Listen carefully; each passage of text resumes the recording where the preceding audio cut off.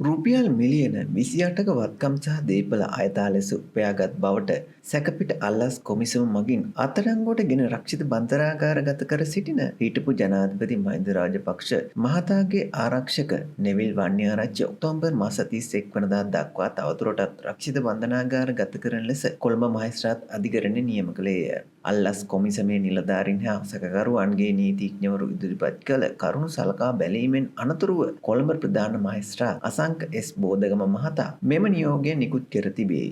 මේ පිළිබඳ වැඩිදුර විමර්ශන පවත්වා ඉදිරි දින වාර්තාවක් ඉදිරිපත් කරන ලෙසත් මහේස්ත්‍රාත්වරයා අල්ලස් කොමිසමට නියම කළේය. එමෙන්ම කොළඹ මහනගර සභාව විසින් හදිසි ආපදා තත්ත්වයක් ප්‍රකාශයට පත් කර තිබේ. ඒ අනුව ඔක්තෝබර් 16 සිට 28 දක්වා කාලය තුල මෙම හදිසි ආපදා තත්ත්වය ප්‍රකාශයට පත් කර ඇති බව මහනගර සභාව නිවේද කරයි.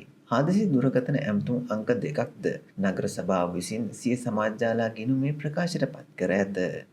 0111 24 22 22 2 0111 26 86 087